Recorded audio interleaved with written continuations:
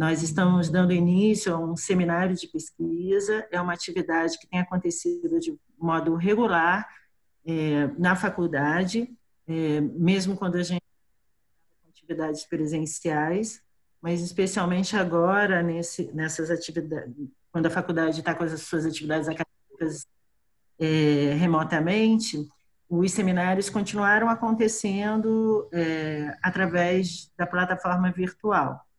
Os seminários são organizados pela coordenação de pesquisa e pós-graduação da faculdade, né? Nos seminários em geral, nas atividades que a gente vem realizando, através aqui da plataforma Zoom, a gente estabeleceu algumas regras do jogo. A primeira é que a gente vai estar com microfones fechados para que seja possível a conversa sem a interferência dos ruídos das nossas casas, né? Então, eu pediria mais uma vez, tem uma galera aí que está com o microfone aberto, fechem seus microfones. Você está controlando a novela? Júlia, Maria Eduarda, Ana, por favor, Daiane, fechem seus microfones. O ruído da televisão, a conversa doméstica está sendo publicizada. Deixa um Google com som, entendeu? Aí você fica com o som em silêncio.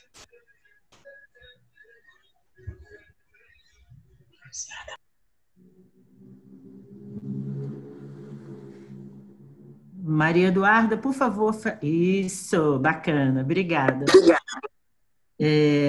Outra coisa importante é que para nós não faz tanta diferença vocês estarem com a câmera aberta ou fechada, mas a gente tem tomado como regra a câmera fechada por uma questão de direito de imagem, né? Já que a gente está gravando esse seminário como registro, como memória do evento, mas também até para que a gente possa acessar a riqueza dos debates que têm se desenvolvido nos seminários em outro momento, quando a gente quiser, ok? Então, câmeras fechadas, microfones fechados. Como é que vai funcionar? Como é que tem funcionado, né? A gente tem um primeiro momento em que a nossa convidada a gente vai fazer uma exposição inicial e depois a anfitriã vai dialogar com ela e durante esse processo vocês podem ir enviando as perguntas pelo chat. Eu vou fazendo a anotação das perguntas e no final ou durante o diálogo eu vou trazendo as perguntas à pauta para que a anfitriã, a nossa convidada e a anfitriã possam se pôr em diálogo com vocês, tá bom? E respondendo, né, dando conta aí das questões que vocês trouxeram, ok? Então, vou me apresentar o grupo. Meu nome, para quem não me conhece, é Regina Bortolini. Eu faço parte, coordeno o Laboratório de Estudos em Representações Sociais da faculdade. É um grupo de pesquisa da faculdade que existe há mais de 3 anos e que vem desenvolvendo estudos no campo imaginário social e do papel que o imaginário social tem sobre as práticas, as experiências de saúde, os diferentes fenômenos da cultura e como as transformações culturais na atualidade vêm promovendo impacto também sobre as formas de organização societária, sobre os processos psicossociais de constituição das nossas identidades e, especialmente nos últimos tempos, com as questões de gênero, né? Nesse seminário, a gente tomou como tema principal a questão da violência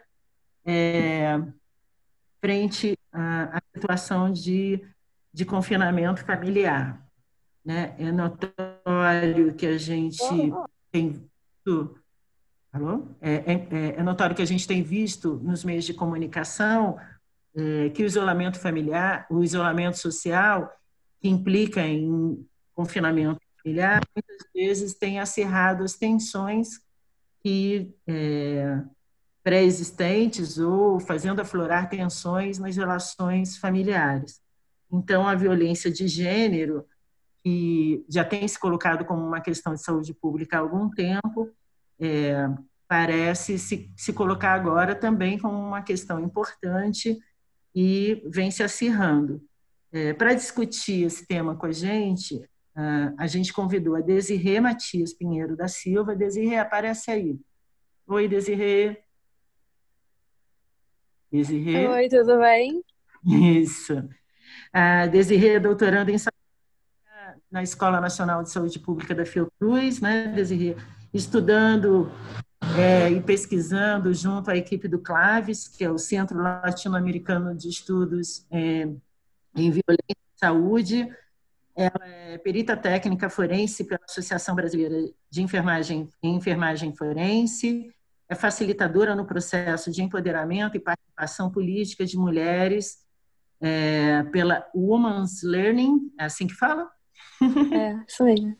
E SEVIA. Atuou na Comissão de Violência do Setor de Vigilância Epidemiológica e no Centro de Referência de Atendimento à Mulher, o CRAM, aqui em Petrópolis, e trabalha atualmente na Sala Lilás de Petrópolis. Então, além de ser ex-aluna da FASE, amiga querida para muitos debates, muitos projetos, trazendo aí toda a experiência, a reflexão dela sobre tudo. Para debater com a Desirê, a gente vai ter a Natália. Natália, oi. Aparece aí, Natália. Olá, estou aqui. Natália, que integra o nosso grupo de pesquisa, a professora Júlia Morelli e as professoras Juliana Gal e Luciene Batista. Então, a Natália me apresenta, ela é professora da faculdade, e a partir de agora a Natália conduz a conversa aí, faz a primeira provocação para a Desirê, e a Desirê toca a conversa com a gente. Agradecendo já antecipadamente, Desirê, pela generosidade, Natália, pela força sempre com a gente aí nessa luta por manter a pesquisa. Viva! Primeiro, dar boas-vindas a todo mundo, né? E dar a melhor acolhimento possível para a Desirê, né? Tenho um carinho enorme pela Desirê, a gente se conheceu, a gente teve já vários encontros, né, Desirê? Nos corredores da FASE, e é muito bonito ver aonde o aluno com disposição, garra, que eu sei que a Desirê teve muito ao longo desse percurso, pode chegar, né? A Desirê, hoje eu falava na aula de saúde da mulher, que a gente falou de violência obstétrica, e aí eu falava que eu quero que eles a gente falando das coisas ruins que a gente assiste, e aí falei que eu quero que eles sejam agentes de transformação, e eu acho que a Desirê é o exemplo mais concreto de um agente de transformação, né? É uma pessoa que sempre se preocupou com a questão da violência, sempre se incomodou com a questão da violência, e conseguiu fazer, realmente, né, conseguiu transformar a vivência dela e a atuação dela. Então, eu vou deixar a Desirê agora fazer os 20 minutos, 30 minutos, quanto ela quiser de apresentação, e depois a gente começa a conversar. E aí vocês podem trazer seus questionamentos, como a Regina colocou, por forma escrita, para a gente poder organizar, né? Porque muitas das perguntas podem ser parecidas, e aí a gente vai trazendo aqui alguns dados para vocês. Então, Desirê, está com você. Obrigada, boa tarde, Natália, boa tarde, Regina. Obrigada por todas essas palavras maravilhosas. É muito bom estar aqui, como vocês falaram, voltar para casa agora nesse formato meio diferente, né? Sinto muita falta de ver as pessoas. Mas então vou começar com algumas provocações para a gente começar a conversar. Quando a Regina me propôs falar sobre a questão da violência contra a mulher, né, em tempos de pandemia, falando aqui para profissionais de saúde ou futuros profissionais de saúde, né, eu pensei em começar, na verdade, falando sobre esse olhar ampliado de saúde que a gente tem que ter, que, na verdade, é olhar além da falta da enfermidade, né, que é muito colocado para a gente como doença, e, na verdade, tantas coisas mais acabam ocasionando uma doença em si, né? Então, para olhar o mundo de hoje, eu acho que é imprescindível o profissional estar vendo esse olhar, tá tendo esse olhar ampliado da questão de saúde. E pensar que antes da gente viver uma pandemia do Covid, a gente já vivia um dos maiores problemas de saúde pública do mundo, que é pandêmico, que é a violência. E dentro das questões de violência, são inúmeras. Hoje a gente vai estar aqui falando sobre a questão da violência contra a mulher, mas a gente sabe que tem diversas outras camadas, diversas outras populações em vulnerabilidade social. Para começar a falar disso também, eu acho importante a gente contextualizar aonde a gente está vivendo, que ano a gente está vivendo, entender que, com relação à violência contra a mulher, a gente vive uma sociedade que foi construída e ainda hoje, né, atua de forma patriarcal, hoje também em questões de discurso de ódio, muita misoginia e um desmonte de serviços, né? Que já eram fragilizados, mas que nesse momento se encontram ainda mais. O que acaba afetando como a gente vai enfrentar e tratar realmente a violência contra a mulher. Esse discurso de ódio, ele quase dá como é que eu vou dizer? Um aceite para as coisas que estão acontecendo, então um aceite para o corpo da mulher, um aceite para a violência, e também dificulta a criação de políticas públicas. E por que dificultaria, né? Isso é muito importante, porque política pública ela é feita com verba. Qualquer ação, qualquer movimento que é feito sem verba é caridade, é a rede, né, de apoio, e não efetivamente uma política pública que vai abranger a todas as pessoas naquele nicho. Então, a gente conseguiu fazer um movimento porque a gente teve muitos anos de políticas públicas efetivas, principalmente no âmbito da violência contra a mulher. Então, até 2016, mais ou menos, a gente teve muita política pública, a gente deu uma avançada absurda em relação, inclusive, a outros países. Mas, infelizmente, a gente vem retrocedendo e com relação a esse desmonte que eu falei anteriormente.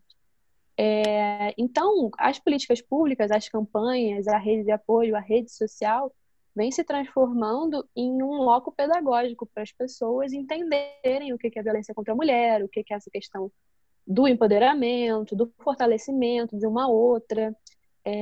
Então, a população está muito atenta. A população está hoje dentro de casa, por relação no isolamento social, mas está atento, nossos ouvidos estão atentos, as redes sociais funcionam muito, como isso que eu falei, né? Um local para aprendizado. Teve uma pesquisa que saiu recentemente falando sobre o Twitter, falando sobre as menções da violência doméstica. Então, foram muitas mil menções a essa questão da violência.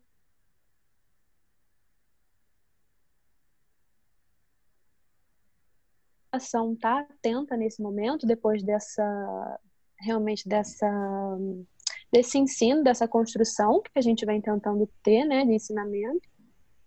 Qual o papel do Estado diante desse fenômeno da violência contra a mulher, né? Então, se a gente, por um lado, tem a população que está atenta e, por outro, tem um Estado que deveria estar cumprindo as políticas públicas que foram pensadas, né?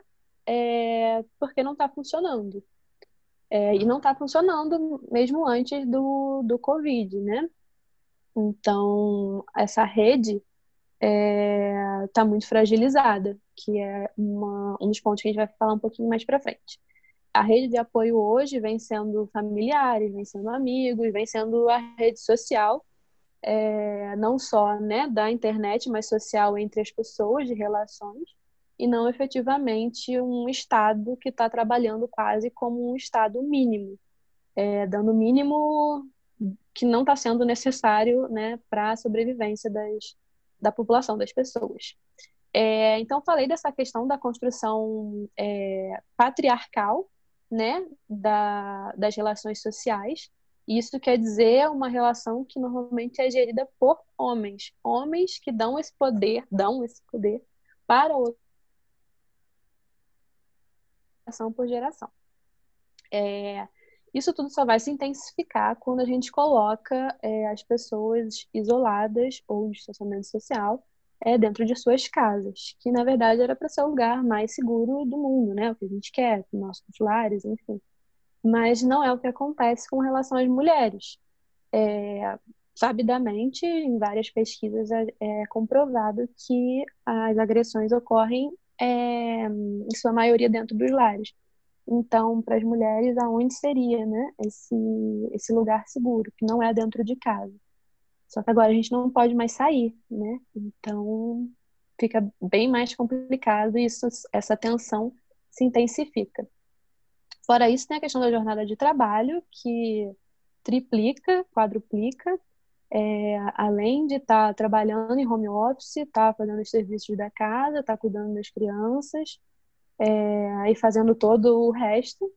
Então, é uma jornada de trabalho muito intensa, que não tem nada com relação a estar mais calma, né? Em tempos dessa epidemia, a gente tem que pensar que a gente está vivendo realmente uma crise financeira, que é um dos fatores de risco para a violência contra a mulher. Então, vamos pensar que a mulher saiu desse espaço público, que quase não é dado para ela mesma, é muito difícil de conquistar esse espaço público, você sair da casa, do lar, para fora, né? Para trabalhar, para estudar. Isso não é uma coisa dada, é uma coisa conquistada. E aí, você tem que voltar. E nisso que você volta, você às vezes perdeu seu trabalho, nesse tempo de pandemia você perde seu trabalho, você está sem a sua condição financeira, e essa condição financeira é um agravante para os casos de violência doméstica, e você está junto com o seu potencial agressor dentro de casa. E esse potencial agressor sente também essa crise financeira. Tudo que ameaça o poder masculino, essa hegemonia, realmente a questão do poder, de você mandar no outro, vai acabar ocasionando em atos violentos, né? Então, esse é mais um fator de risco para os casos de violência contra a mulher, que aumentaram muito durante essa pandemia do Covid. Pensar que as mulheres estão sempre, né, em uma condição social desfavorável, porque, como eu falei, é uma questão conquistada, não é uma questão dada. Isso pensando em uma sociedade em geral, mas também pensando em cada lar, em cada relação, é uma questão conquistada.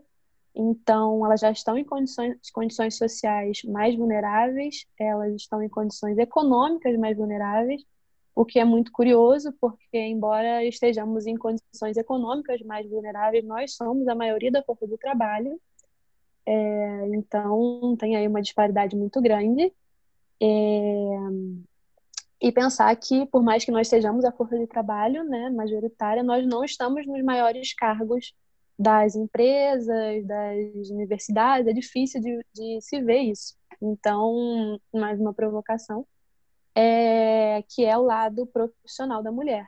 E que quando tudo é em pandemia ou alguma coisa acontece, alguma crise econômica, social, ela volta ao lar, né? Então, ela não deixa de ser a profissional, enquanto também está sendo a dona de casa, a mulher, a mãe, a filha. Então, as mulheres têm essa condição social, econômica e profissional que vão acabar abalando e mexendo nisso tudo com relação ao isolamento social. Então, isso faz para a gente pensar na relação do espaço público e privado, né?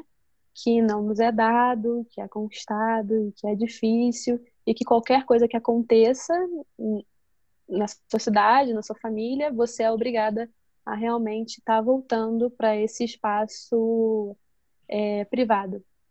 Então, o que faz pensar, se o nosso espaço de segurança não é o espaço onde a gente mais está, principalmente agora nesse momento, é bem fácil unir, né, 2 mais 2 e entender que a violência contra a mulher está, assim, aumentando nesse período.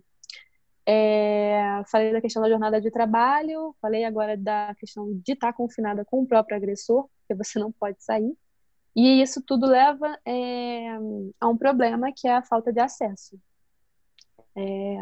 Como eu falei anteriormente, a rede está fragilizada, já estava fragilizada por um desmonte político, e agora a gente se encontra num momento onde a gente não pode ir e vir.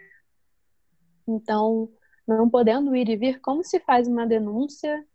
Como talvez se aciona um serviço de saúde?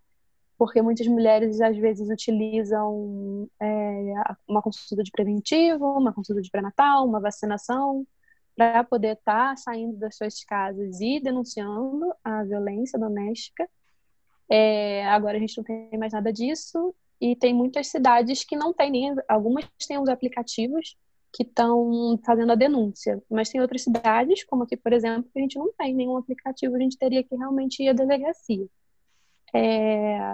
Então, como que faz, né? Sem realmente a questão do acesso. O acesso está muito prejudicado. Isso tudo faz com que aumente a pobreza. Pobreza, como eu disse, é um fator de risco para a questão da violência contra a mulher, principalmente porque, dando o exemplo aqui da cidade, mas isso acontece em outros lugares também, nós somos a maior força de trabalho, mas nós estamos muito envolvidas no segundo setor, né? Então, de cozinheiras, envolvidas com limpeza doméstica, exatamente. Então, que são serviços que são cortados facilmente em crises econômicas. Então, que gera outra dificuldade. Dentro de casa, aumenta o controle e a vigilância desse possível agressor. Então, muitas mulheres não conseguem sequer pegar o celular para baixar algum aplicativo ou para fazer alguma denúncia dentro de uma rede social ou falar com algum amigo, familiar. A gente, aqui em Petrópolis, no caso, a gente está num período de frio,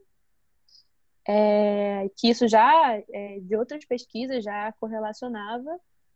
Não significa que beber vai aumentar, vai fazer que uma pessoa seja violenta, mas a bebida alcoólica e o uso de álcool e outras drogas, na verdade, potencializa essa possibilidade de haver violência.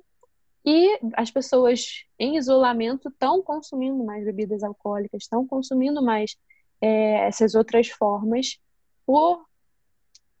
porque todos nós estamos com a saúde mental realmente abaladas dentro dessa pandemia por N motivos. E esse consumo de bebida alcoólica exacerbado está fazendo também o aumento da violência contra mulheres. A gente tem alguns desafios esses que são como analisar os números que estão sendo apresentados. Analisar o número não significa necessariamente você olhar e ver o que esse mês está acontecendo e o que aconteceu mês passado, porque os números eles precisam ser contextualizados. Um número aqui em Petrópolis é totalmente diferente de um número que vai acontecer no Rio, que vai acontecer em Minas Gerais. Então, esse desafio da análise do que está acontecendo, se na verdade se está acontecendo mesmo um número maior de violência contra a mulher, ou se a gente está vendo essa tensão que já existia aumentar, e aí está começando realmente a aparecer, porque, como eu disse, a população está fazendo o serviço dela e não a rede de enfrentamento. Cadê essa rede? Como essa rede está funcionando? Porque deveria estar funcionando. É um serviço essencial que não pode parar. Outro desafio é pensar como que vai ser esse pós-pandemia. Antes mesmo disso tudo começar, muitas empresas já estavam fazendo, migrando, né, seus serviços para home office. Só que para uma mulher de trabalho e além de todas essas questões do confinamento, estar em casa, será que é viável? Será que para elas trabalhar, será que para a gente trabalhar dentro da nossa casa não é muito pior? Também não é tirar esse pequeno espaço que a gente tinha de público e voltar tudo para o privado? Então, pensar como vai ser esse pós-pandemia e como esse pós-pandemia vai funcionar não só com isso do trabalho, da jornada de trabalho, mas também economicamente. A gente sabe que são vários os empregos que ainda estão se mantendo aqui, estão sendo cortados os salários, então isso também é um fator complicador. E como que a gente vai se comunicar? Porque o se comunicar já era difícil antes, não é uma coisa que tá precarizada agora, não é de agora, já estava precarizado, porque a rede em si ela não conversa, os profissionais em si eles falta, voltando para o início da minha fala, esse olhar ampliado da questão saúde, de ver que às vezes a pressão tá alta porque você tá sem emprego, não é porque, não só porque você está comendo mal. E será que você está comendo mal só porque você quer ou porque realmente está sem dinheiro para comprar uma comida de verdade, né? Então, a questão da violência, ela perpassa muitas outras. Então, é olhar ela realmente com um olhar de gênero, de raça, que é muito importante, entender que camadas vulneráveis já eram vulneráveis antes, agora então nem se fala. Eu deixei aqui para provocar uma fala que eu gosto muito, eu gostava muito, e agora a gente está sentindo realmente na pele, que é da Simone de Beauvoir, que não, basta uma crise, qualquer crise que seja, para a gente perder os nossos direitos, nesse caso, os direitos das mulheres. Esses direitos não são dados, esses direitos são conquistados, e mesmo assim, não somos todas nós que conquistamos. Perpassa tudo isso que eu falei anteriormente. E é isso, nesse momento, posso para a Natália. Então, gente, a Regina já pediu as perguntas aqui. Quem tiver, por favor, encaminhe pelo chat.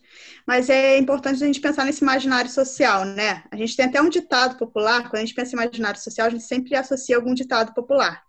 A gente tem aquele famoso ditado popular, né? Em briga de marido e mulher, ninguém mexe a colher.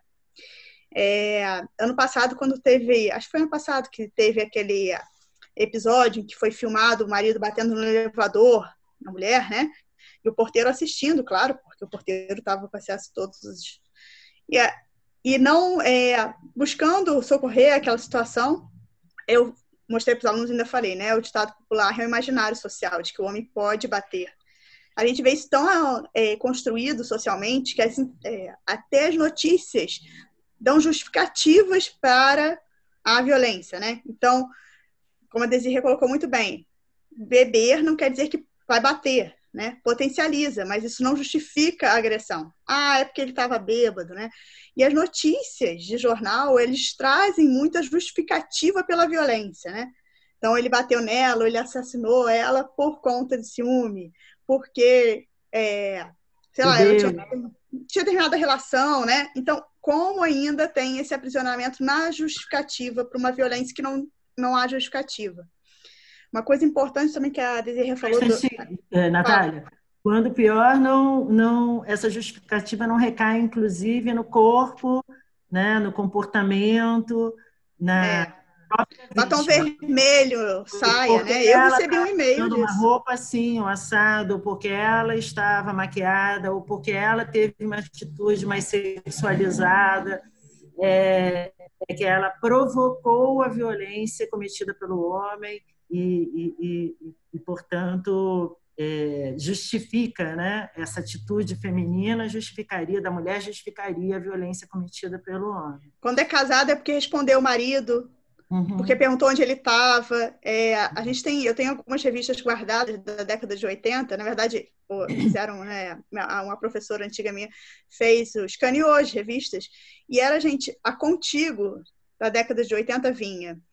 Se ele aparecer com uma mancha na gola, para não perguntar, não cause perturbação. Esteja arrumada na hora que ele chegar. Isso, sim, na década de 80, a gente está falando aqui, né? Pertinho. Então, assim, a gente ainda está nesse imaginário, não adianta negá-lo, né? Uma coisa que eu acho que a Desirê pontuou muito bem, que a gente tem que pensar, que a vulnerabilidade dentro do lar é maior, né? Natália, antes de você ir para o imaginário, posso só falar uma perturbação? Pode. Você ir para a vulnerabilidade dentro do lar, ainda na discussão do imaginário, puxando aí para a sardinha das discussões que a gente tem feito sobre a questão de gênero, né?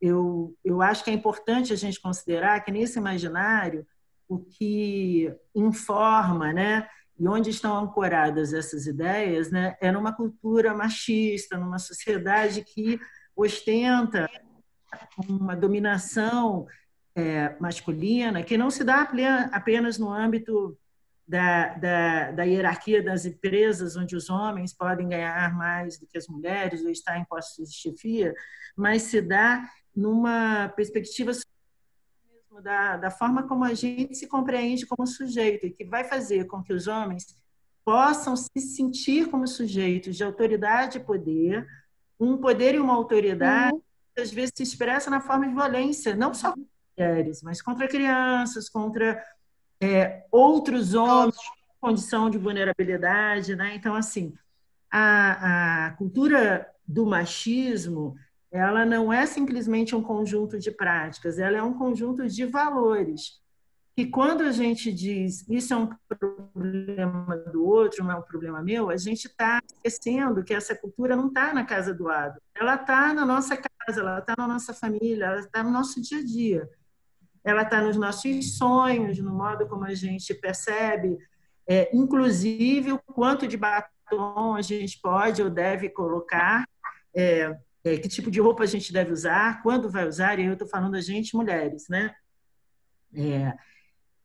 A gente estava discutindo educação sexual na saúde do adolescente, e aí a gente trazendo isso que muitas vezes o adolescente não fala. E aí eu provoquei de que, na verdade, as mulheres não são ensinadas a falarem seus desejos, né?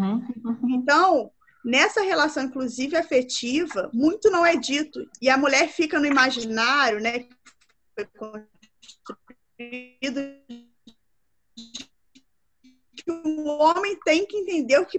E aí se intensifica os problemas e as discordâncias, porque muito não é dito, né? Então, a mulher espera, ela imagina que o cara tem que saber, e aí ela fica chateada porque ele não sabe, porque ele foi criado dentro de outro imaginário, que é o imaginário de que o homem tem que suprir economicamente o lar, mas não tem que se preocupar afetivamente com o processo né, ali da relação.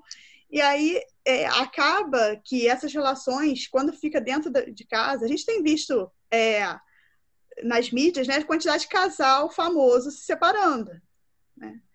Porque essas relações acabam causando ainda mais frustração e, por vezes, leva até a violência. Não é o caso que a gente tem visto midiaticamente, a gente só fala os números, né? A gente ainda não viu nenhum casal famoso denunciar a violência neste período agora, que sempre tem um impacto muito grande social, né? Sempre mexe um pouco com esse imaginário. A gente só tem visto os números, né? Então, eu acho que é importante mesmo. Quer falar alguma coisa, Desirê? Eu queria provocar a Desirê a falar um pouco dessa dimensão aí mais subjetiva e como é que isso se constitui, não só em situações, entre aspas, normais, mas especialmente como isso vira uma panela de pressão nesse momento, né? Esse sentimento de de menos-valia, né? Pegando o que a Natália falou, que me chamou muita atenção da questão do silêncio, né? Uma palavra bem chave, né? E as mulheres são ensinadas elas são silenciadas da misógino, onde a gente acredita que o outro tenha mais poder do que a gente. Por que tem mais poder em si?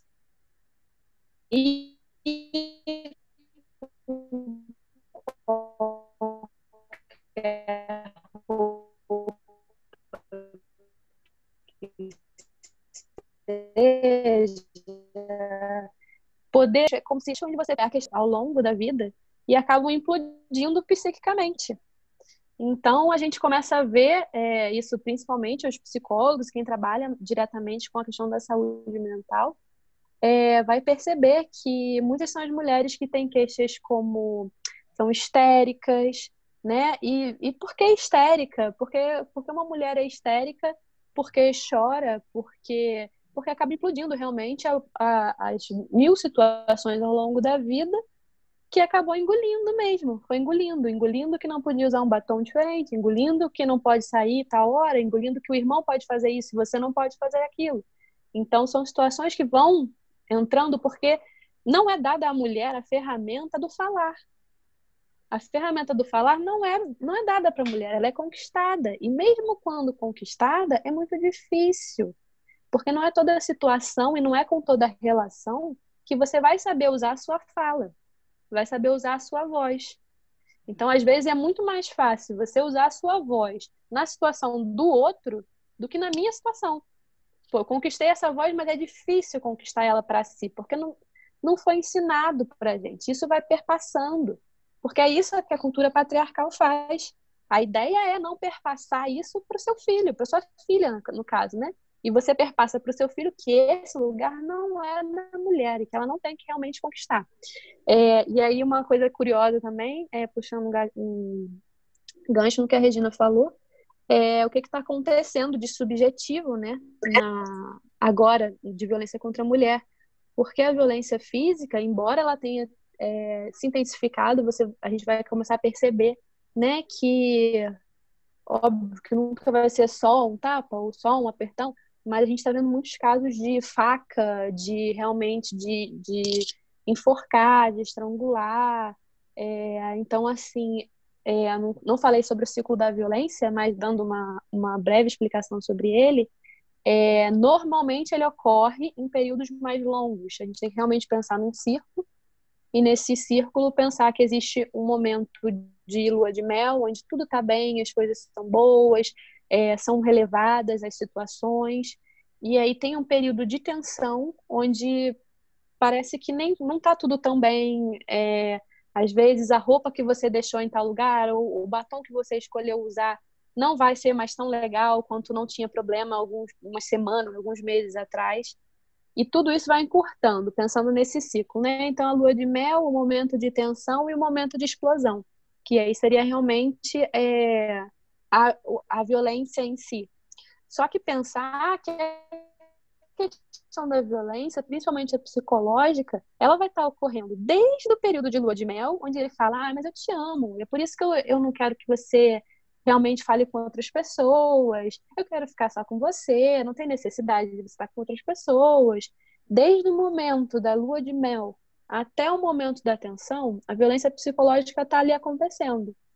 E agora, em tempo de pandemia, né, dentro de casa, confinada, né, com essas pessoas que são violentas, porque não é a violência doméstica, ela tem vários nomes.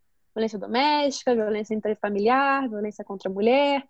E isso também é uma sacada do patriarcado, do machismo, porque quando você não dá um nome certo para a coisa, você nem sabe que maneira enfrentar.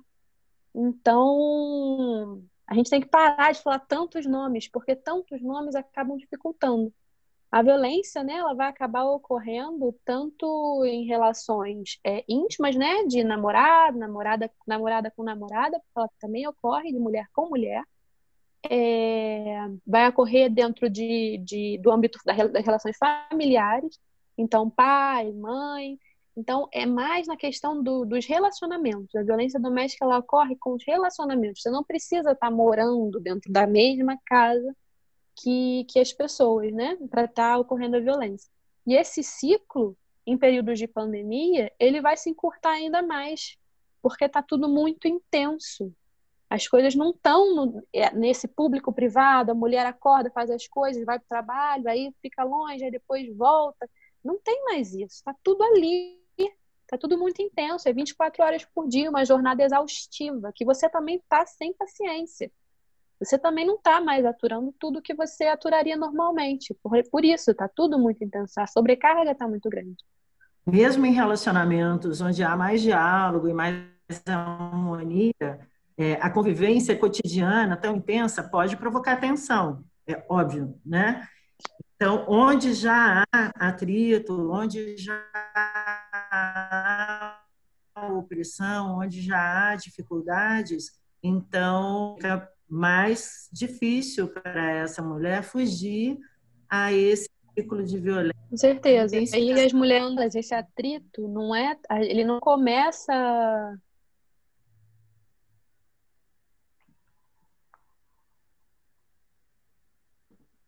Desirê? Você está travando. Peraí, Você Desirê. também. Vamos lá. Não te escutei. Desirê? Nós estamos te escutando. Regina? Oi. Deu uma travada na internet dela. Oi, Oi, voltou. agora você voltou. É que você travou. Você travou pra gente aqui. Isso, acho que foi você, Desirê, porque a gente aqui continuou conversando de boa e você sumiu a imagem e sua voz ficou picotando.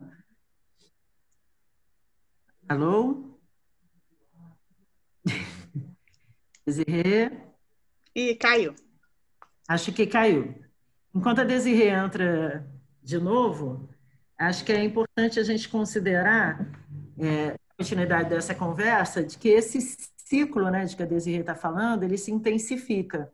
E que a violência psicológica, talvez, ela se dê também em formas muito sutis, né? Mesmo no discurso da valorização, né? É porque eu gosto de você que eu quero isso, eu quero aquilo, ou na supervalorização a determinados aspectos do nosso comportamento, da nossa estética, em detrimento de outros, aqueles que, de alguma forma, são o que o parceiro ou até a parceira, né, em alguma medida, tem como valor, né? Tem algumas coisas que são violências, são publicizadas como cuidado, né? Então a gente tem que ter uma atenção ainda maior, né? Então algumas falas são ditas como cuidado. Eu estou cuidando de você, eu não deixo você sair sozinha porque é perigoso, né? E aí a questão, eu sempre trago para os alunos da questão também de falar mal da mulher, porque assim ninguém vai ficar de olho e ninguém vai querer o dele. Tem uma música sertaneja que traz esse, né, na letra, ele fala mal da mulher para todo mundo, para ninguém ficar de olho na mulher dele. Quem tomar dele é a questão da posse, não do amor.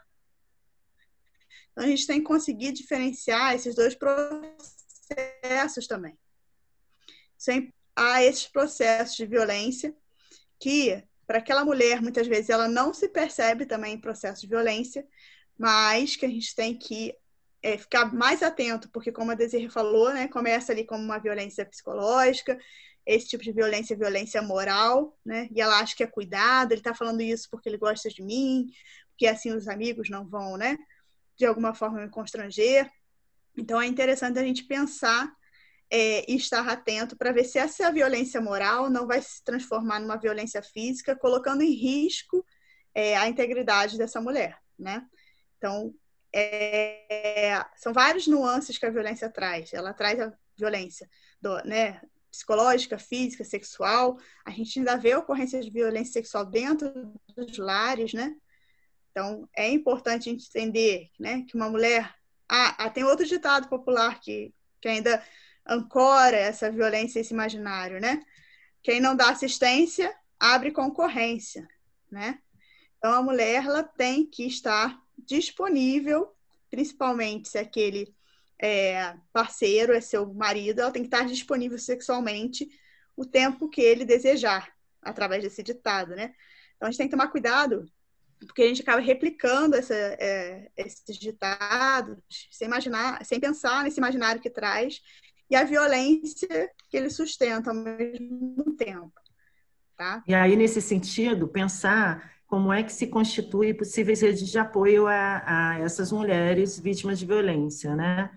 Em tempos de pandemia ou fora desses tempos de pandemia, muito frequentemente essas mulheres têm muita dificuldade de estar, em primeiro lugar, reconhecendo a experiência de violência que está vivendo, né? Muito frequentemente, o primeiro discurso é um discurso de defesa da situação, né? Ela se coloca numa posição de defensiva. Voltei.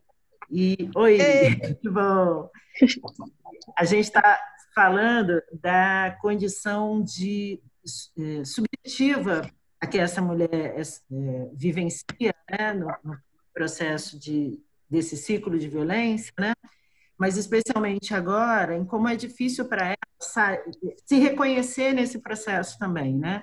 Como é difícil para ela, por exemplo, chegar a falar com alguém, ou ela própria denunciar a situação de violência que ela está submetida, porque muitas vezes, no primeiro momento, ela fica numa posição defensiva.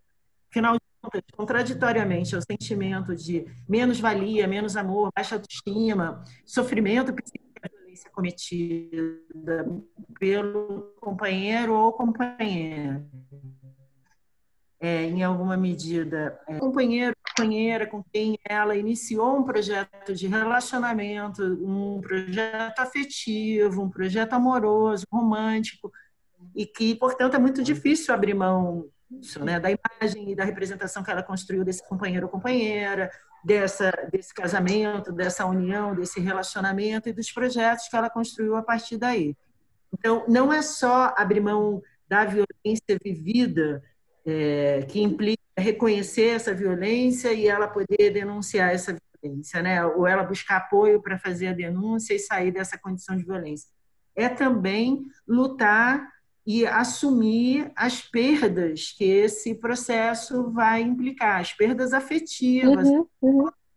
E, para muitas mulheres, inclusive, as perdas econômicas, né? As perdas materiais, né? Muitas mulheres... Hoje a gente tem uma boa parte das mulheres vivendo de forma independente, né? Inclusive sendo chefes de família, mas a gente ainda tem várias mulheres que, economicamente, são dependentes de seus companheiros e portanto, isso, o enfrentamento à violência vivida significa um enfrentamento à condição de dependência econômica também, né? Por isso que as dois são tão importantes.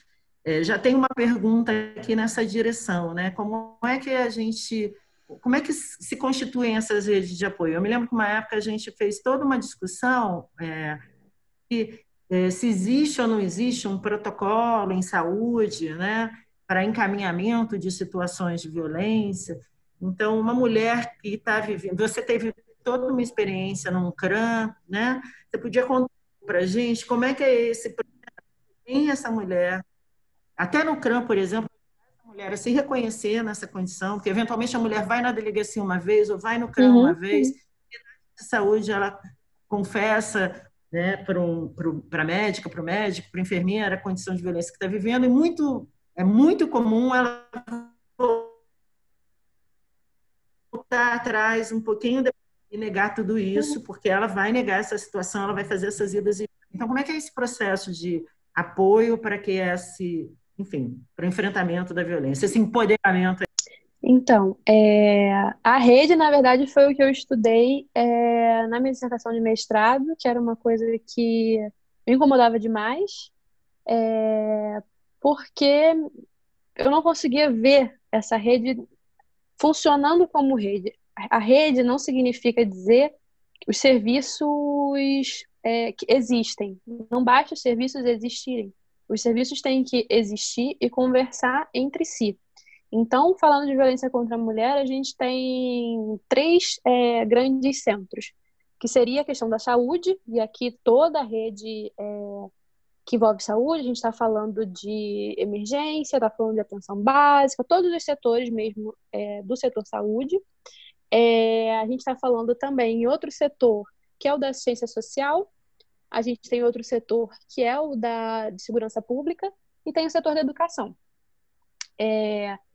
Para uma mulher denunciar, como você falou, é muito difícil e às vezes a gente, como profissional, fica chateado, fica mexido, porque elas voltam atrás, às vezes na atenção básica, né, que é onde eu fiz a minha residência. A gente ficava assim, poxa, mas a gente foi tão longe com essa mulher e aí ela acabou voltando para casa, voltando para ele, voltando para essa situação de violência. Mas é isso que você mencionou, que a gente não está dentro daquele relacionamento, dentro daquela dinâmica familiar, a gente muitas vezes não entende os motivos daquela mulher estar ali ou daquela mulher desistir da medida protetiva dela. Tô até com a pesquisa aberta, só 44,6% das mulheres conseguem se manter sozinhas. E isso não, dentro desse se manter sozinha, a gente podia abrir um viés do que o que é se manter sozinha.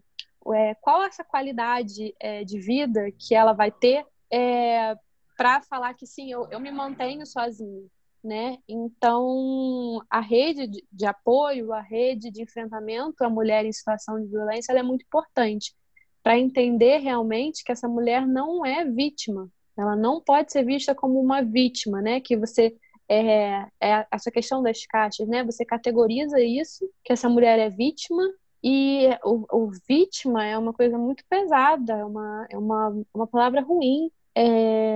Ela tem escolha. Então, se ela tem escolha e a rede de apoio, né? A rede de enfrentamento, ela vai trabalhar em diversos âmbitos, seja rede social, seja dentro de uma escola, seja nos grupos de atenção básica, seja em um cartaz, seja dentro das escolas, enfim, ela vai trabalhar para que aquela pulguinha atrás da orelha de pensar, será que é? Será que é violência? Será que eu vivo isso? Da gente poder sempre ter a opção de parar e pensar, será? Porque se for, você saber aonde você buscar essa ajuda.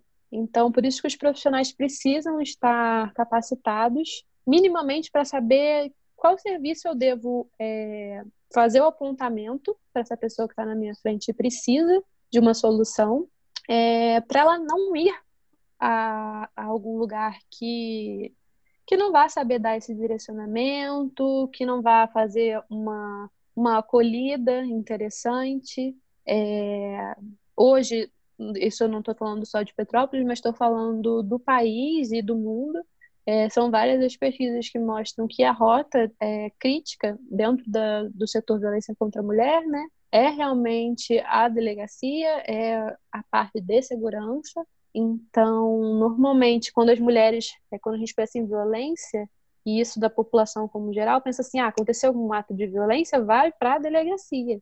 E aí chega na delegacia e não recebe uma acolhida tão bacana, não vê a efetividade, como que aquilo talvez iria se resolver, e às vezes é muito mais interessante se conseguir entrar pelo setor saúde ou dentro da escola. Então, as portas de entrada na questão da violência contra a mulher são inúmeras. Por isso que todos os profissionais que trabalham com o outro têm que ter minimamente uma ideia de que serviço que eu vou acionar para tentar resolver essa situação.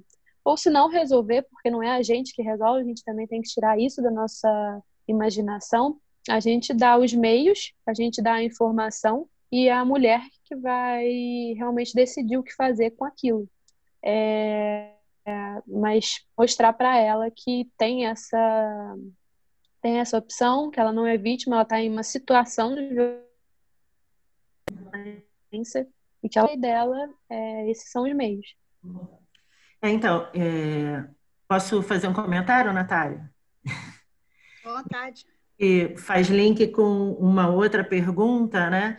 Que quando a gente pensa a questão da violência, a gente contra a mulher, em geral, a gente está pensando numa situação doméstica, e uma situação que já está, de alguma forma, cristalizada. Já é uma dinâmica familiar, né? Uma dinâmica das relações, que se constitui a partir de formas violentas de resolução de conflitos, né?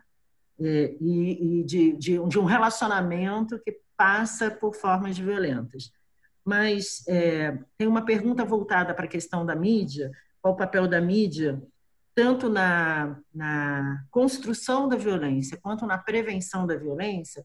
Eu acho que a gente podia estender, né, qual o papel de todos os veículos e de todas as formas, né, de comunicação, seja a mídia, a grande mídia, seja as redes sociais, né, sejam os processos educacionais dentro da escola, ou seja, os processos de ensino-aprendizagem. Ou seja, como é que nas diferentes formas de comunicação a gente pode disseminar valores, formas, né, de pensar o relacionamento humano que combatam o machismo, a masculinidade tóxica, né, as formas preconceituosas de conceber as relações humanas e, portanto, em alguma medida, possam ser preventivas à violência, né? Como é que a gente pode pensar essa dimensão das nossas formas de comunicação, seja midiáticas ou não, comunicação entre as pessoas, né? Como é que elas reproduzem, né, uma cultura da violência ou como elas podem ser preventivas e combater essa cultura da violência.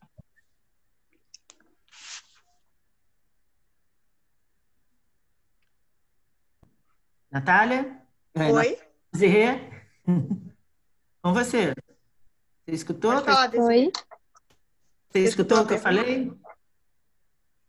Escutei, tá meio que travando, mas escutei. Queria que você comentasse agora sobre essa dimensão dos processos comunicacionais. Como é que a comunicação das grandes mídias, até a comunicação interpessoal, corrobora, né, fomenta formas violentas ou não, a cultura da violência ou não, podem ser preventivas à cultura da violência.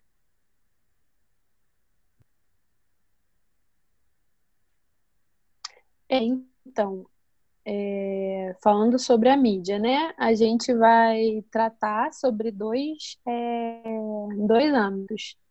Como você disse, tem a forma da mídia ajudar nessa questão da violência, que é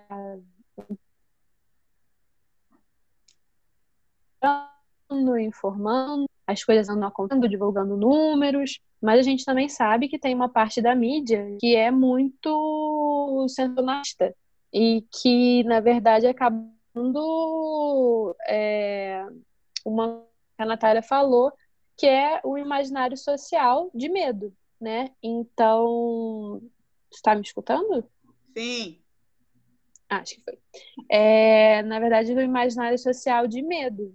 E esse imaginário social de medo, diante dessas manchetes, dessas capas de jornal, mesmo nas redes sociais, fazem com que as pessoas, na verdade, fiquem dentro, né? É o privado. É de mostrar que realmente vocês não estão adiantando de nada, de mostrar que, olha só, os casos de violência contra a mulher.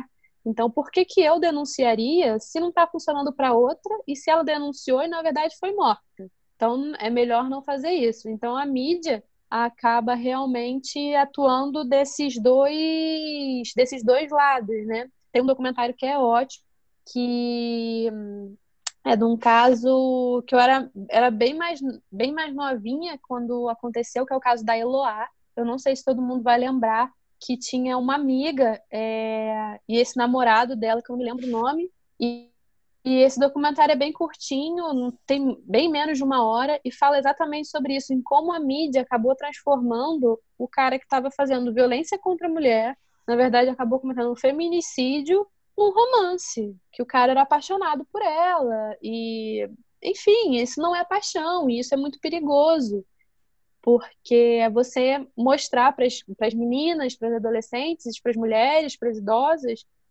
porque não tem uma idade, que isso pode se perpetuar e que isso é realmente um romance, que ele estava fazendo tudo aquilo porque, poxa, ela não quis ficar com ele. Então, esse é o lado muito ruim da mídia. E ainda, nesse caso aí, eu acho que tem uma coisa interessante, que é uma certa visão romântica de que o ciúme masculino, ele é prova de amor. Ele é cuidado. Né? E isso é muito louco, porque assim, a cuidado. gente com muita frequência, né? Porque na verdade ele é muito ciumento assim, ele age dessa forma porque ele me ama. Bicho violento não é expressão de amor. Uhum. Ao contrário, né?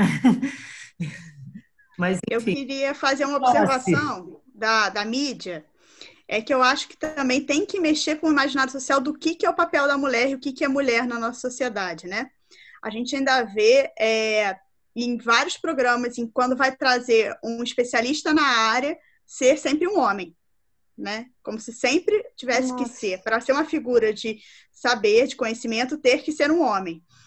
Agora, né, diante da pandemia, teve uma enfermeira que foi à frente, que mais falou logo no começo, e eu vi as pessoas assustadas. Como assim estão levando uma mulher para falar sobre uma pandemia? Né? Como se ela, por ser mulher, não tivesse conhecimento. Então, eu acho que também tem que movimentar esse imaginário social, porque tem que libertar a mulher de que ela é criada para casar, porque isso também aprisiona ela na situação de violência. Como eu vou dizer que aquele cara que eu escolhi é um cara ruim, né?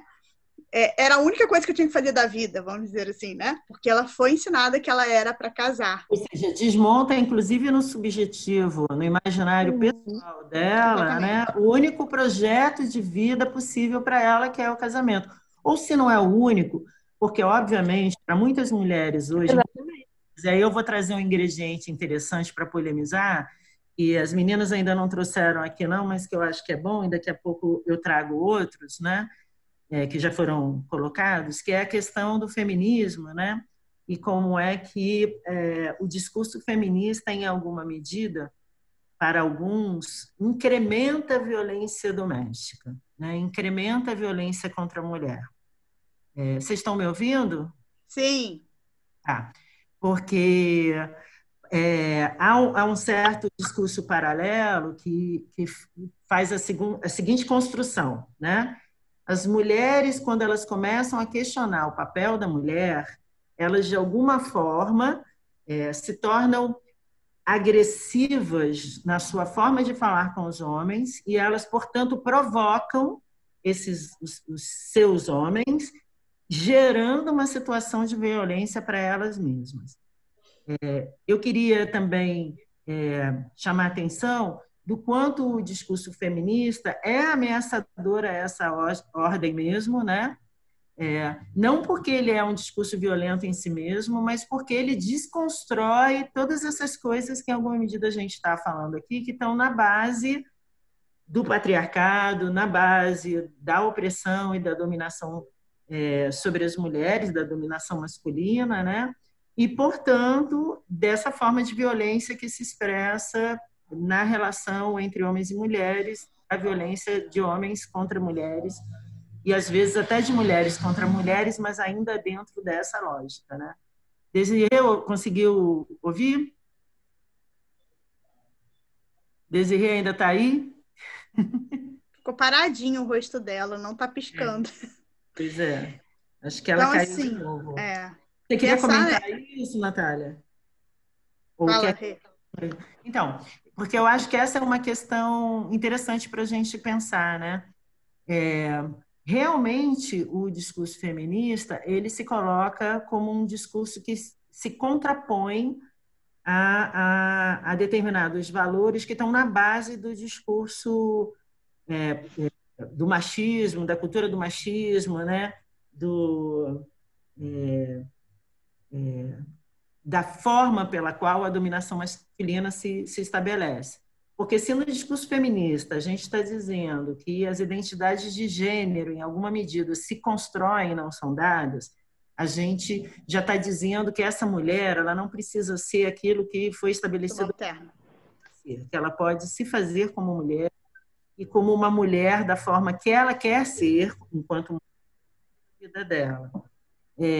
Por outro lado, ela também, Desirê está dizendo aqui que caiu de novo e já está entrando, de que, além disso, o discurso feminista também está questionando uma determinada estrutura social onde a própria estrutura familiar fica organizada de uma única maneira, onde o homem tem que ser o provedor, a mulher tem que cuidar de casa, onde só é possível pensar numa família constituída a partir de relações a partir da heteronormativa, ou seja, a partir de relações entre homens e mulheres, e, portanto, relações homoafetivas não seriam passíveis de constituir família, né? Então, o discurso feminista ele vai desconstruindo mesmo uma série de concepções, valores que estão na base, né, da opressão, da dominação e da violência contra a mulher. Claro que uma mulher que começa a questionar todas essas coisas, para ela mesma, começa a questionar nas relações dela com o mundo e, portanto, na relação dela com seus parceiros. Isso não gera violência se seus parceiros forem parceiros dialógicos, parceiros que também possam acompanhar essas reflexões todas. O que gera violência não é a mulher refletir sobre sua própria identidade, sobre seu projeto de vida, sobre suas necessidades, sobre o que ela pode ser ou não ser. O que gera violência é que, muitas vezes, o seu parceiro não é capaz de acompanhar essa reflexão, não é conivente com o crescimento dessa mulher, porque esse crescimento e essa reflexão é a sua condição de dominação e a sua masculinidade, né?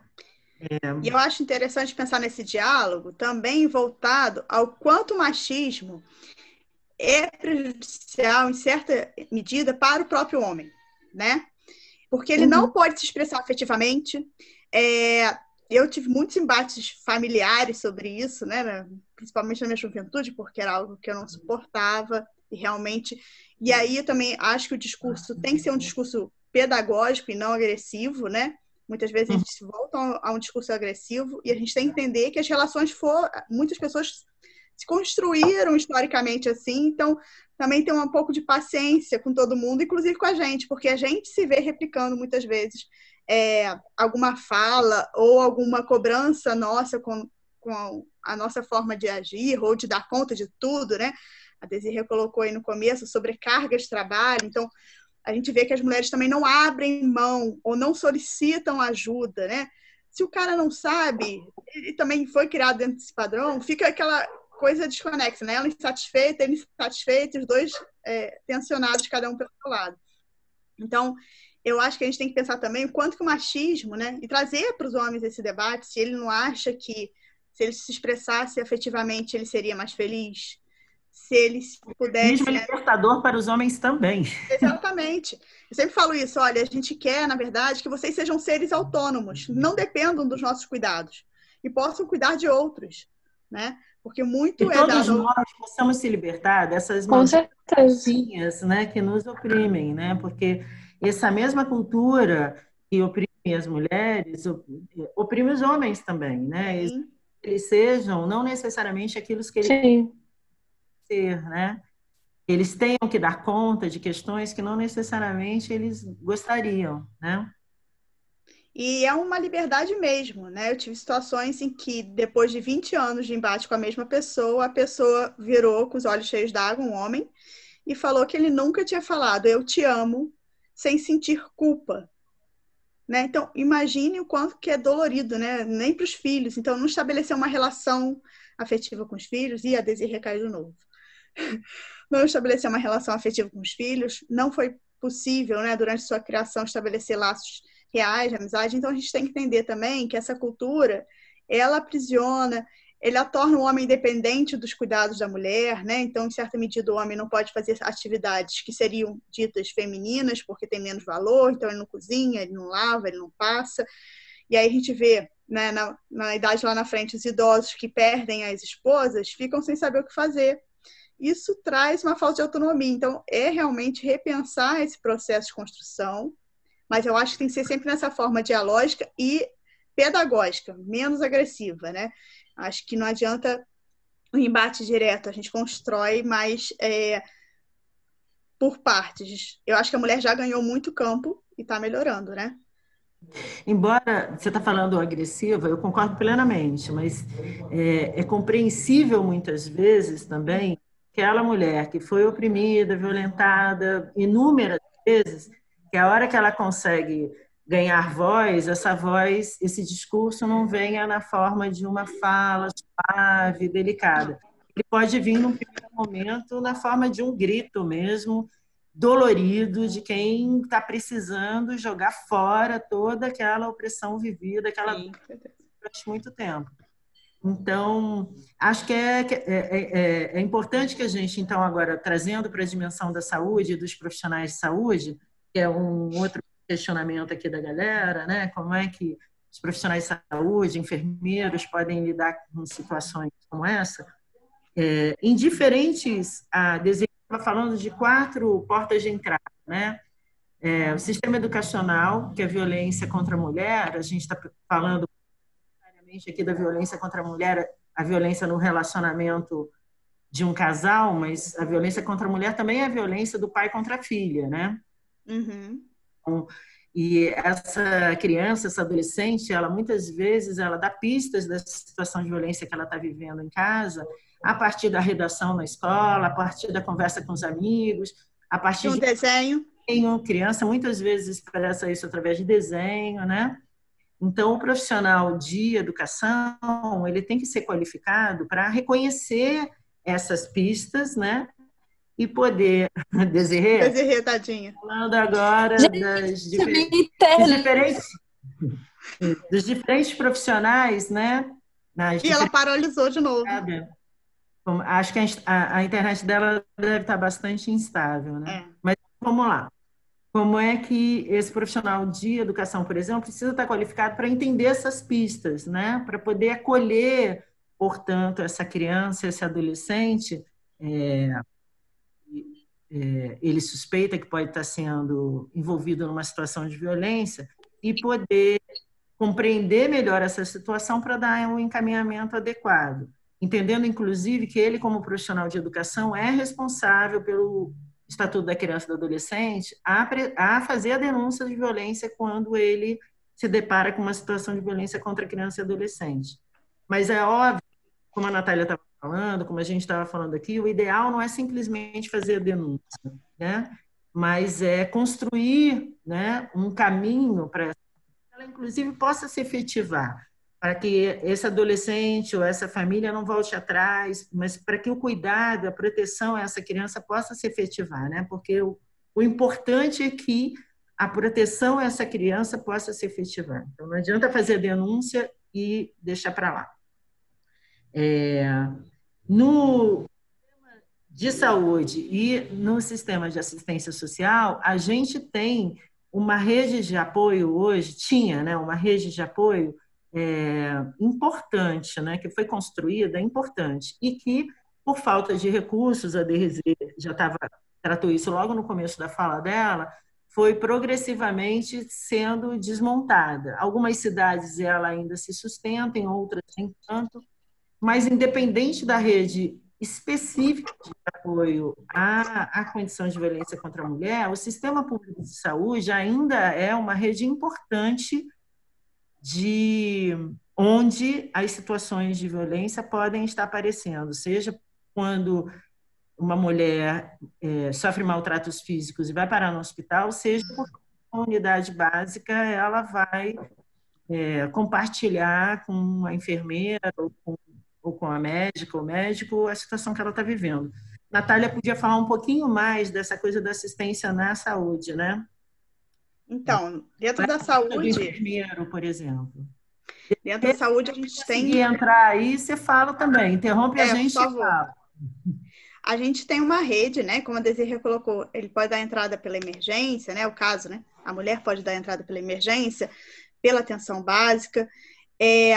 O pré-natal, ele é um momento em que a mulher é autorizada a procurar o serviço, né? Porque se a mulher sofre violência física, como a Desirê até colocou no comecinho, muitas vezes ela é desautorizada de procurar, inclusive, serviço de saúde, né? Então, geralmente, no pré-natal, oi, Desirê, é uma possibilidade de captação dessa mulher.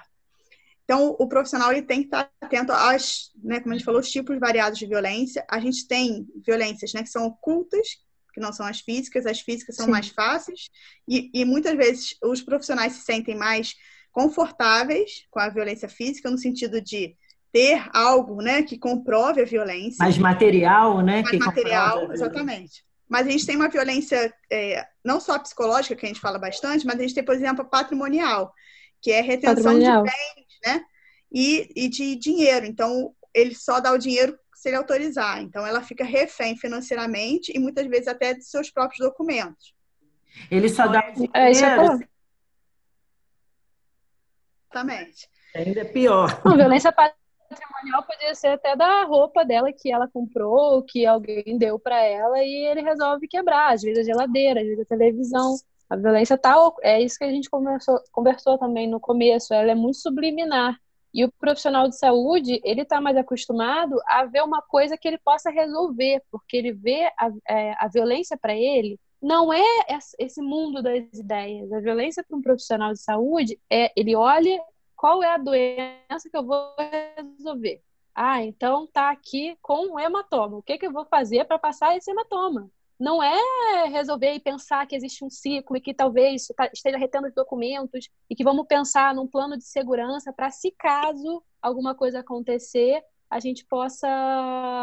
você possa pegar seus documentos, os documentos dos seus filhos e ir para alguma pessoa de segurança para não ficar sem nada, não acabar morrendo. Vai ser uma toalha que você vai botar na janela. Então, qual o mecanismo que você vai usar para realmente sair dessa situação de violência? Então, o profissional de saúde, principalmente quando vai na atenção básica, isso é muito visto, porque o profissional está dentro da comunidade. Ele está ali a par com o agente comunitário de saúde, vai nas casas. Então, assim, teoricamente, era para ele estar sabendo de quase tudo que acontece ali. E, na verdade, quando a violência aparece no setor saúde, ela vai acabar aparecendo na emergência, porque na emergência aparece a violência física. Ninguém vai na emergência, ninguém vai na UPA porque sofreu violência psicológica. Então, Violência psicológica não pode esperar. tem uma questão que essa proximidade que a unidade básica, por exemplo, as unidades de saúde da família, permitem compreender melhor o que está acontecendo naquela dinâmica familiar, acompanhar, saber que a violência está se precipitando ali, se tornando um risco eminente, inclusive, às vezes, de morte para essa mulher ou para os filhos, né? Mas, ao mesmo tempo, essa proximidade que me permite, enquanto profissional de saúde, saber mais, também é a proximidade que me coloca, entre aspas, numa condição também de vulnerabilidade, né? Sim. Que essa de saúde, ela vive na comunidade. E esse camarada que é violento com a mulher, em geral, ele não é violento só com a mulher, Exatamente. né? Ele tem uma atitude, né? Então, ele se constitui como uma ameaça também para as outras pessoas que, eventualmente, querem apoiar essa mulher. Esse medo da violência que esse camarada pode cometer. Comigo, profissional de saúde, com a professora na escola. Professores relatam mesmo fazer a denúncia da violência e depois poder ter algum tipo de retaliação, né? Como vencer esse medo? Né? Eu tenho algumas ideias, mas fala aí. Deixa eu só apimentar uma coisa, né? Porque ano passado, em dezembro, né, no Jingle Bell, tocando na área, foi sancionada uma lei que obriga os profissionais de saúde a denunciarem, não só notificar o Ministério da Saúde caso de violência, mas denunciarem a polícia dentro de 24 horas. E aí eu queria ver o que a Desirê pensa sobre isso, né? Porque, para mim, é uma forma de desmonte do processo, né? Porque vai reduzir os números. Vamos ver o que a Desirê vai falar. Vamos lá, Desirê. Então, com certeza, quando isso aconteceu, foi exatamente na época do Natal, eu falei assim, eu tô acreditando nisso, porque a gente já sofre tanto com questão de subnotificação, já sofre com isso que a Regina mencionou, que o profissional está dentro, o profissional de saúde está muito ali na situação, né, de violência. Às vezes você preenche uma ficha de notificação que vai para o setor de epidemiologia, vai virar dado, e daqui a pouco aparece na mão de outra pessoa. Teve caso de gente aparecendo com a ficha de notificação na frente do profissional e falando, olha aqui, você me notificou.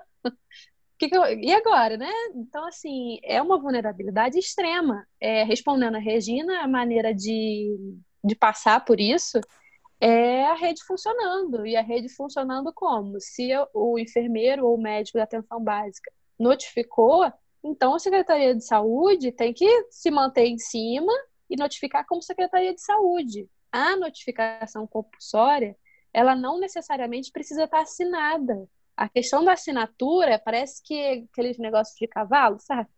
As pessoas ficaram tanto isso na cabeça de que precisa da assinatura, a gente precisa, na verdade, da notificação. A gente precisa saber em qual é o bairro, a gente precisa saber a idade, a gente precisa dos dados para fazer essa educação, né? Realmente da situação de violência, de pensar em como a rede vai funcionar de uma maneira melhor. Então, para driblar isso, é realmente a rede funcionando, se fortalecendo e funcionando como rede. Então, educação, falando com saúde, falando com polícia. E aí não só né? Não é só a não é saúde, isso, eu queria falar, não é só o né? sistema de saúde em si ou o sistema educacional em si, mas pensar que esses sistemas Não. estão Da interrelacionados no assistência social, tratamento a essa questão. todos eles falando e Exatamente. conversando entre si. Uhum, uhum, uhum. Esse é um Isso. E com exercício, relação. Aham. esse é um Com exercício relação em ao termos que de a políticas públicas Natália difícil, né, de ser, da de denúncia, construir, mas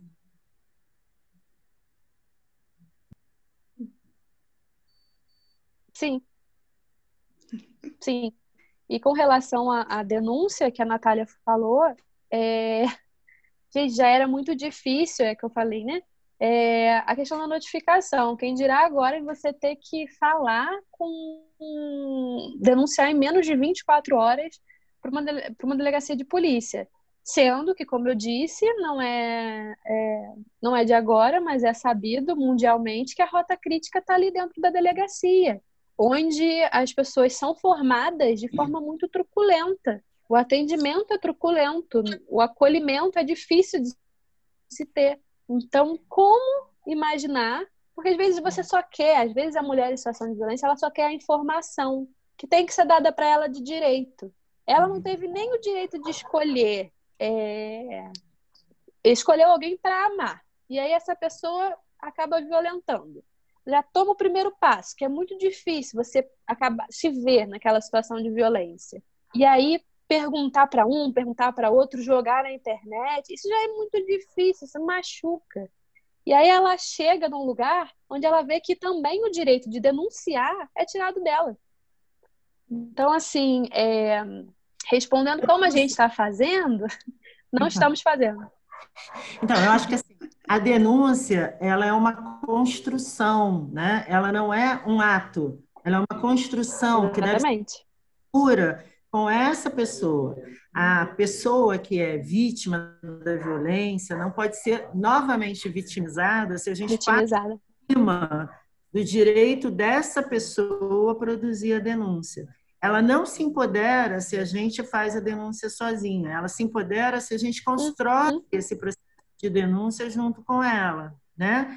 Esse é o principal papel, eu diria, né? Seja na educação, na saúde ou na assistência social. Exatamente. Na justiça é mais complicado, porque na justiça é quando essa denúncia já chega para vias de fato, para promover o afastamento desse sujeito, uma medida restritiva, alguma medida protetiva mais radical. Não se conseguiu por vias do diálogo, não se conseguiu por outros caminhos, né? Rever essa dinâmica familiar. Então, a denúncia é quando a gente quer evitar o risco de morte, seja da criança ou da mulher. Aí eu acho que essa denúncia ela é válida. Quando a gente já reconhece que essa denúncia que ultrapassa esse limite talvez seja válida. Quando a gente reconhece que essa mulher está sob risco de morte. Risco. Risco Mas eminente. aí Aí talvez não seja, não há tempo dessa negociação acontecer. Por isso, nesses casos, inclusive, a denúncia sim. da criança é igual, entendeu? E aí É compulsória. Uma pergunta, Desirê. Petrópolis não tem uma delegacia da mulher, né? Portanto,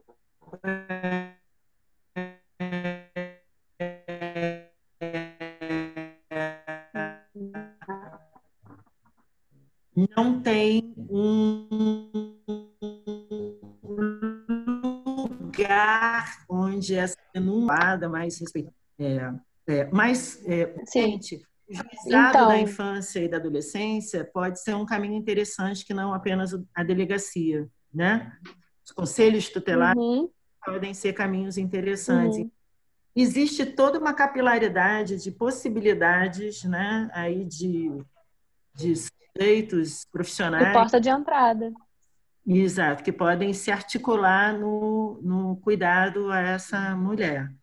Tem uma outra pergunta aqui que eu acho que é interessante colocar, que tem a ver com o empoderamento. A gente está falando da denúncia, do encaminhamento, Mas tem um caminho paralelo, que é essa mulher em dependência econômica, e aí eu agregaria até outras formas de dependência, né? Tem mulheres que têm uma dependência lógica muito grande do companheiro, né? Tem muita dificuldade de se imaginar fora dessa relação. Uhum. Existem projetos sociais para além da ordem pública que você conhece em Petrópolis que estimulam esse empoderamento feminino. E me fala um pouco mais dessa Sala Violeta. Então, terminando de responder a Natália, né? A denúncia à delegacia não fazemos, não fazemos não é uma coisa só aqui de Petrópolis, mas é uma questão do Rio também. Quando a gente foi ter a capacitação para a Sala Lilás, foi um questionamento meu para saber como é que estava sendo feito.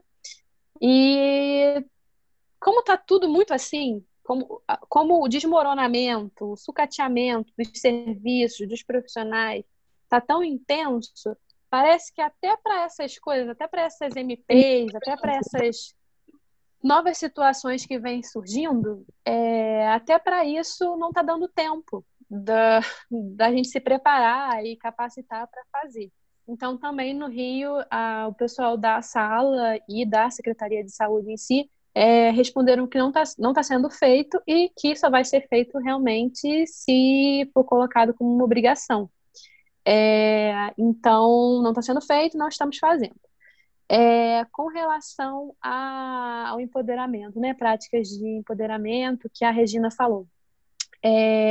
Muitos serviços dentro da área da saúde, dentro da atenção básica, tem grupos de apoio às mulheres, e nesses grupos normalmente não são falados como grupo para falar de violência contra a mulher. Não, o grupo é de convivência, às vezes é um grupo de artesanato, às vezes enfim, são diversos os mecanismos que a gente usa para poder acolher e ter a adesão das mulheres, das meninas, das adolescentes, academias de saúde, a escola, através de projetos dentro de temáticas em sala de aula. Aqui em Petrópolis tem um projeto da delegada, se não me engano, Juliana. Eu não sei se ela... Porque está tudo muito... Em tempo de coronavírus, está tudo muito complicado, né? Está tudo no isolamento. Então, a gente está pensando em novas formas para conseguir chegar à população sem efetivamente estar perto, né? Mas a gente conta nesses tempos com a rede social, que, na verdade, é esse gancho. Eu disse também que é um loco pedagógico, que não é um loco pedagógico só para dizer o que é o feminismo, o que é o machismo, não é um local só para você aprender isso, mas também mecanismos de enfrentamento, locais onde deveriam ter a assistência, locais onde deveriam te dar informação, e se esses locais não estão te dando informação, ali também você encontra alguns indicativos, alguns informativos. A internet auxilia muito nesse aspecto. Você fez mais alguma pergunta? Da Sala Lilás. Da Sala Lilás. E por último, com relação à Sala Lilás, a Sala Lilás é um projeto do Tribunal de Justiça. É engraçado porque todo mundo faz confusão com o nome. Tem a Sala Lilás e a Sala Violeta. Elas duas fazem parte da rede de enfrentamento à mulher em situação à violência contra a mulher, né? Junto com todo o setor saúde, todo o setor de segurança pública. Aqui em Petrópolis a gente não tem uma DEAN, que é uma Delegacia de Atendimento à Mulher. E aí a gente volta ao início da minha fala, onde eu disse que sem a política pública é muito importante. Só que a política pública ela é feita com dados das notificações, dados das medidas protetivas que são geradas, dados. E sem dados é muito difícil você tensionar governantes, você tensionar a existência de políticas públicas, dizer que elas estão sendo necessárias. Então, a gente não tem uma DEAN, mas a gente tem um NUAM, que é um núcleo de atendimento à mulher, onde tem inspetoras mulheres que acabam fazendo esse registro de ocorrência. tá? E a sala violeta fica no fórum mesmo, localizado no fórum, atendido por mulheres, para resolver mais essa questão jurídica. E a sala lilás, que é onde eu trabalho, lá somos 4 enfermeiras, uma assistente social, uma psicóloga, que a gente fica lá, funciona 24 horas. Então, sempre vai ter uma enfermeira, a assistente social e a psicóloga, elas ficam no plantão da manhã, segunda a sexta, mas a enfermeira está lá 24 horas. E quando chega alguma mulher que tenha feito registro de ocorrência e necessite do boletim de atendimento médico ou da coleta de vestígios, a psicóloga, depende da demanda que ela apresentar. E aí, a partir dali, a gente faz o acolhimento, a gente vai fazer vai informar para ela e ver o que ela deseja fazer, né, a partir daquele momento, e fazer todo o encaminhamento para ela. Então, a mulher sai da sala lilás, de acordo com as demandas dela, e a realização da coleta do vestígio, que é feita pelo médico legista. E aí depende qual médico vai estar de plantão no dia. Então, é isso. Perfeito. Eu queria só fazer uma colocação, né? Que eu acho que a gente está falando tanta coisa ruim, assim, no sentido de a rede não funcionar e de que é difícil para o profissional, né? Eu queria saber com a Desirê se ela vê, assim, também, na questão do isolamento, eu estou vendo que estão sendo criadas ferramentas digitais de apoio às mulheres vítimas de violência, né? Que não são públicas, não substituem as políticas públicas, mas que fortalecem talvez uma rede de assistência aí por trás. Por exemplo, a gente tem, sem fazer merchandising, né, mas já fazendo, tem um aplicativo do Magazine Luiza, que tem, né, o link, e eu tive a notícia que ontem foi criado um robô no WhatsApp, que tem um número, a mulher coloca no celular dela, e aí ela manda mensagem para esse robô, e aí ela é assistida já eles veem, né, de acordo com as mensagens, o grau de risco que a vítima tá, né? E aí, se o grau de risco for alto, tem um convênio com a Uber, e aí ela recebe um código e é paga já a viagem dela até a assistência médica.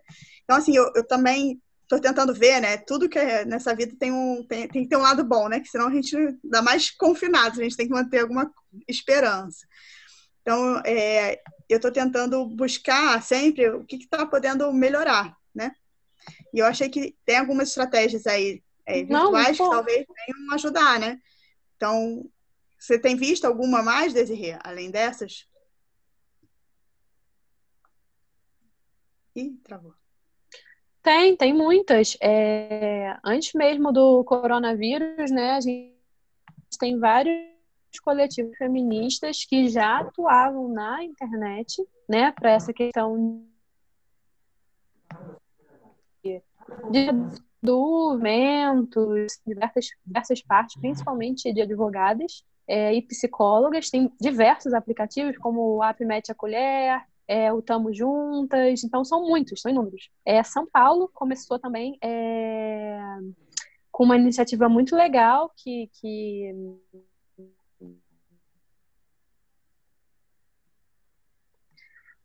acho que mandar para a Regina, para a Natália, para divulgar, que você faz a mesma coisa, você informa que você está sofrendo violência e a partir dali ele te direciona de acordo com a sua necessidade. Então, assim, nesse momento de pandemia, é o que a gente conta. E é muito positivo, porque a gente precisa poder contar com alguma coisa, né? E estar aqui falando sobre isso significa que outras pessoas vão saber disso e vão adicionar e vão contar para outras. É uma bola de neve. A informação, ela corre muito rápido. Então, a gente tem que fazer com que a internet sirva para isso, para essa informação dar celeridade nos processos. E algumas dessas iniciativas, embora tenham sido criadas agora, durante o processo de pandemia, elas podem se perpetuar, né? Quer dizer, na verdade, por exemplo, o Magazine Luiza é um recurso bastante interessante, né? Que outras empresas também podem fomentar. Eu imagino que também hoje, se a mulher está pesquisando lá no Magazine Luiza, o camarada que já sabe dessa notícia pode ficar encafifado. Mas se várias empresas adotam o mesmo recurso, isso pode ser um mecanismo maravilhoso de comunicação para essas mulheres. Exatamente. Da mesma forma, a dificuldade do contato mais pessoal durante a assistência nesse momento fez com que várias unidades de PSF estabelecessem uma rede de WhatsApp com os pacientes, Uhum. né, para poder manter o contato e saber das condições de saúde, de criar aí vias de comunicação. Essa rede de WhatsApp, ela não se desfaz simplesmente, né? Ela, em alguma medida, fortaleceu uma rede de apoio, né? Então, acho que essas redes, né, que a gente pode ir construindo, para além da situação da pandemia, né, mas no nosso dia de trabalho, constantemente, elas são fundamentais, né? Não só fundamentais para a gente garantir o apoio a essas mulheres, crianças, adolescentes, enfim, mas também para garantir o fortalecimento do nosso trabalho no enfrentamento não só a essas questões, mas a outras tantas, né?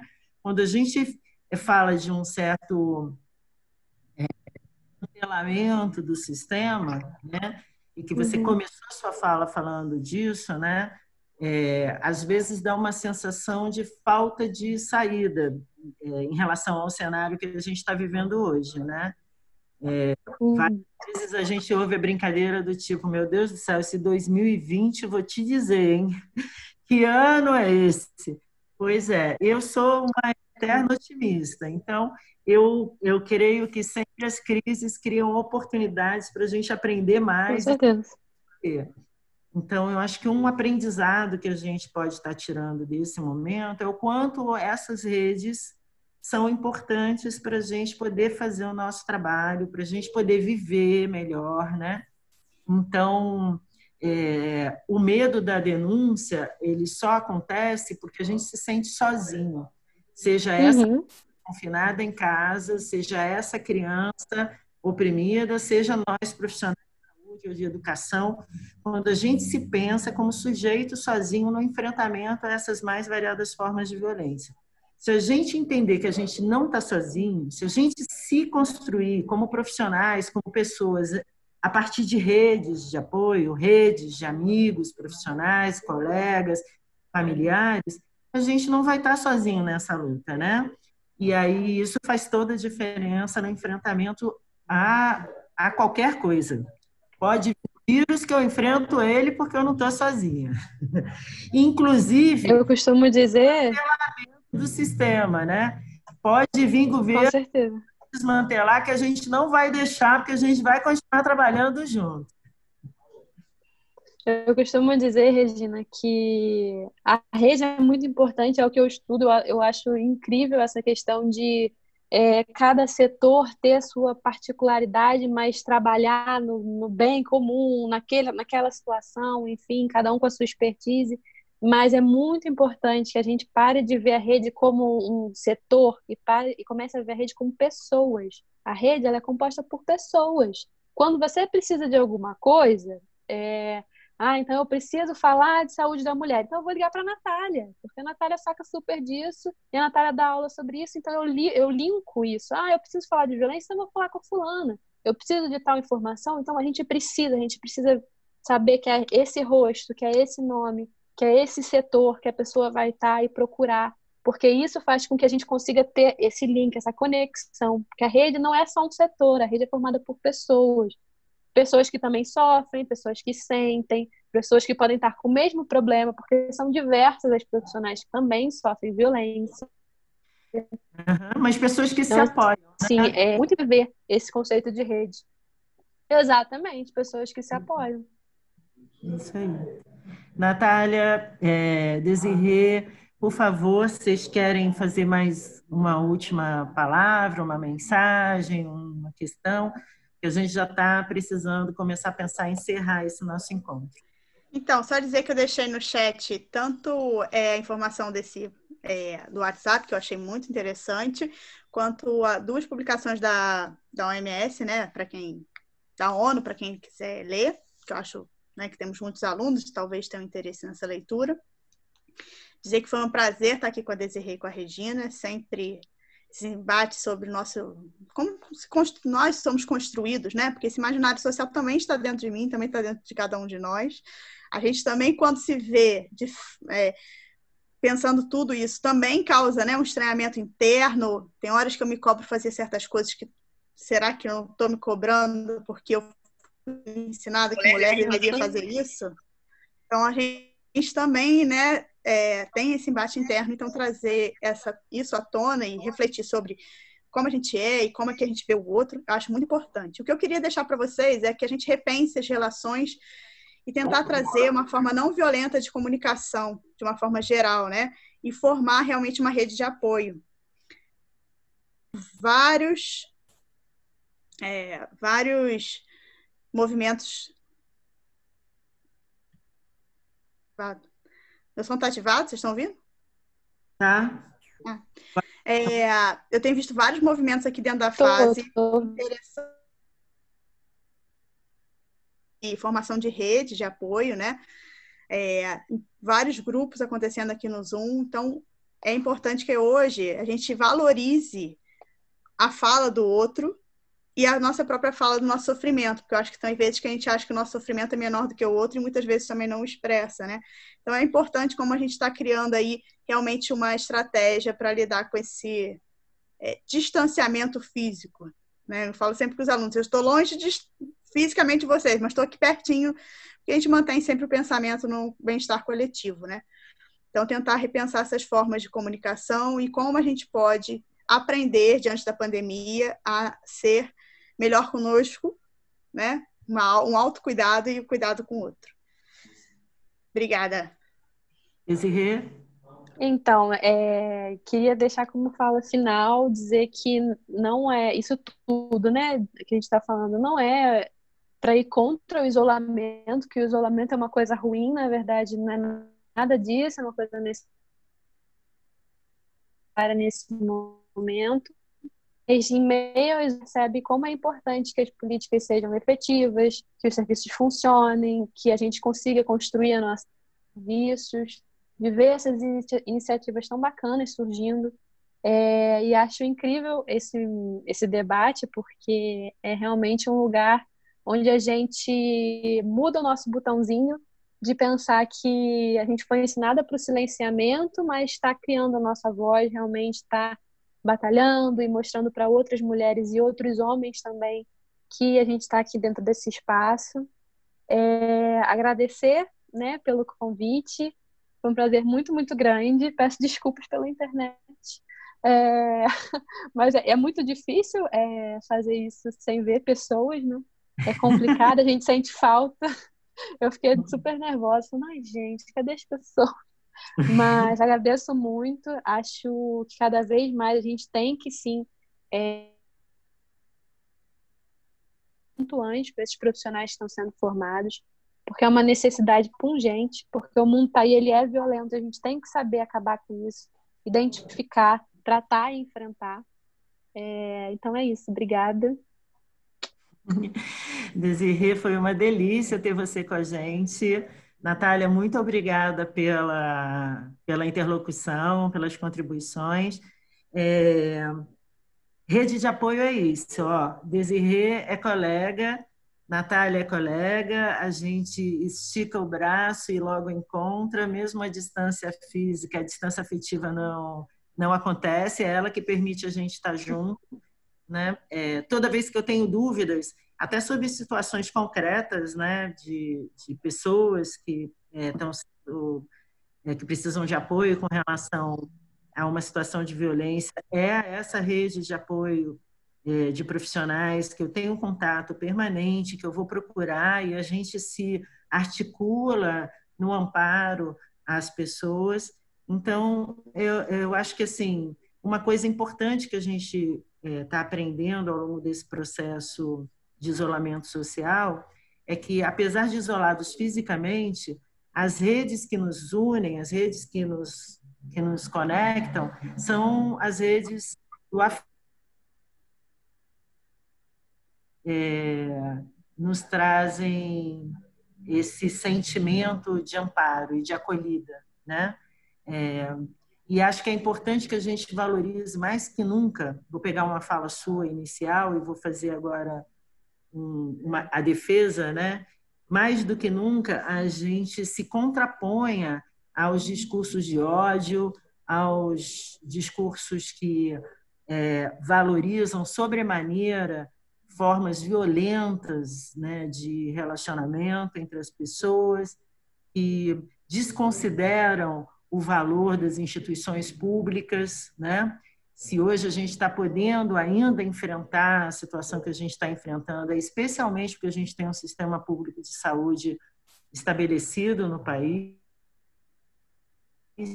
se hoje a gente ainda pode pensar no enfrentamento à violência contra a mulher, é porque, apesar de todo o desmonte, ainda existe o profissional de saúde da rede pública de saúde. Então, ampliando o que a Natália botou ali no grupo, no chat, que eu também já ia dizer, em defesa do SUS, em defesa dos profissionais de saúde e da valorização da atuação desses profissionais todos, né? Eu acho que um aprendizado que a gente está tirando dessa história é isso, né? As pessoas que se amam, que se acolhem, que se escutam, que se estendem as mãos, são as pessoas que podem transformar a realidade numa realidade melhor. Vamos continuar de mãos dadas, hein, gente? Todo mundo, todos nós. Obrigada por todos que estiveram aqui juntos conosco nesse debate. Acho que o debate sobre esse tema é sempre relevante, mais que nunca. Ele deve continuar antes, durante e depois da pandemia, né? A Desirê falou, a violência é uma pandemia, já se tornou endêmica, mas a gente precisa enfrentá-la, né? Então é isso. Obrigada por todos. Mais uma oportunidade incrível de conversa, de encontro. Valeu. Boa noite para todos. Se cuidem, fiquem em casa, quem pode, né? Se apoiem. Tchau, tchau. Beijo, Tchau. gente. Tchau. Obrigada, beijo. Tchau, tchau.